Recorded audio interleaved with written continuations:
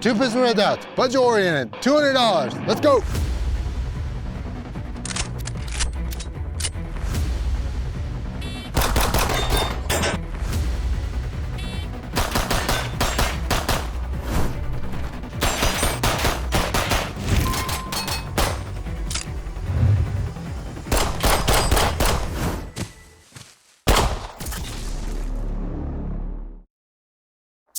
We're excited to be working with a new channel sponsor, Impact Ammo, a high-end remanufactured ammo company based in northern Utah.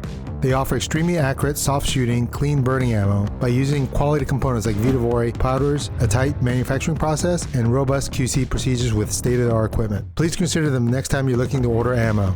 You can check out what they have at impactammo.com and follow them on their socials. They keep their prices very affordable and fair, but you can also use the discount code listed in the description for an additional % off. The optics in these videos were mounted by Brekke Custom. By directly milling the slides with press fit tolerances, Brekke Custom ensures you have the lowest and most secure optic mount possible. In addition, they offer silicon carbide grip work as well as some components for pistol caliber carbines. Check them out on socials or brekkecustom.com.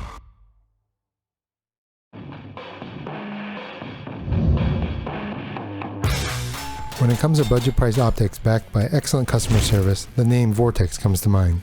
With its low profile design, the Vortex Viper allows you to co-witness with iron sights and goes perfectly with slides with existing cutouts. Its 6 MOA reticle is powered by a CR2032 battery.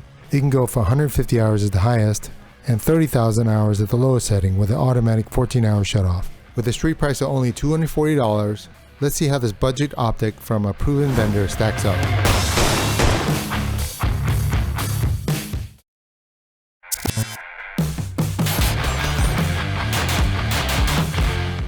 So on the outside, the brightness controls are on the left side only, the up and down. They are tactile and they are large enough, I think. Although I wish they were just spaced a little bit further apart so you can distinguish them. On the back of the optic, you can see the adjustment controls for the zeroing. So it takes a really small flathead, so obviously you're not going to be able to use any brass in there. You need that flathead screwdriver in order to change the zero. Just like the Reticle RMR, the battery's underneath this optic, so you will need to remove the optic in order to change the battery, so that's not that nice.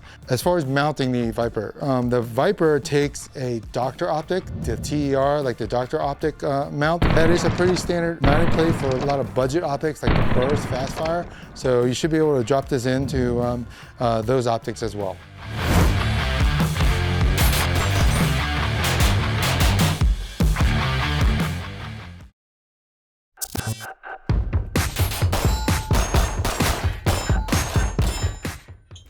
So number one, the first thing you're going to notice when you actually mount the optic is, considering its price point, the glass is really clear. It's like really good glass.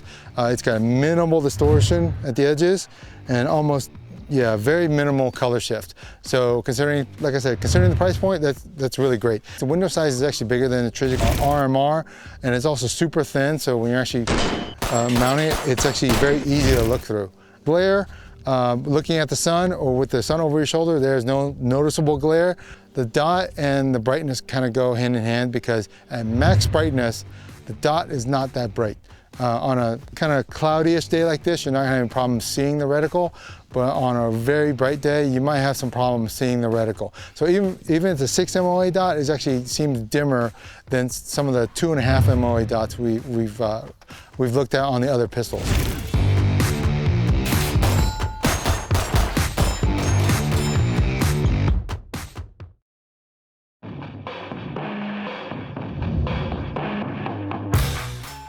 Holosun is quickly becoming a name in the optics industry for its feature-rich and aggressively priced optics. A lightweight and rugged 407C version 2 fits into any RMR cut equipped pistol.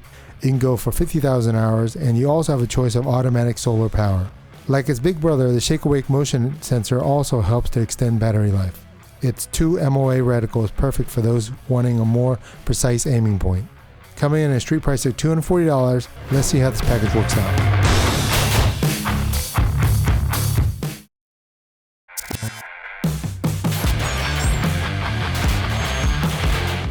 On the V2, they changed the controls a little bit. So the brightness adjustments are now much bigger buttons. They're very clicky and easy to recognize, when you've actually made that adjustment. If you hold plus here, you're going to be switching between manual and auto brightness mode, and auto brightness is prioritized by the solar. Now, aside from that, in the V2, they've switched the battery from an under-mounted battery to a side-mounted, so you can actually access it without removing the sight from the gun. And let's go to elevation and windage adjustments. Holosun does include a tool for this. It uses a little flathead screwdriver, and you can also probably use a 22 case. As far as mounting goes, so if you have a slide that's milled for an RMR or an RMR compatible plate, you should just be able to drop the sight right on and screw it down and you're good to go.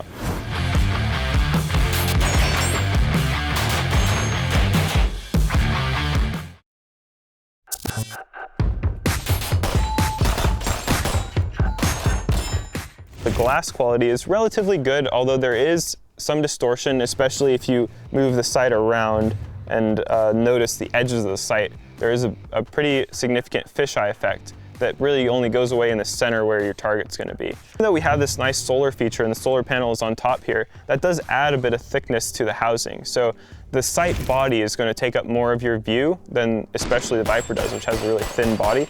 It does make the window feel a little bit smaller, even though they're roughly the same size. The reticle on this is only a 2 MOA dot, but they did manage to get it pretty bright. So at max brightness, this thing actually looks brighter than the 6 MOA Viper. As far as glare goes, when you point this at the sun, you will see a sunspot there, but again, that sunspot on the Holosuns is usually a pinkish white color, and so it's easy to distinguish your dark red or bright red reticle from that pinkish white color.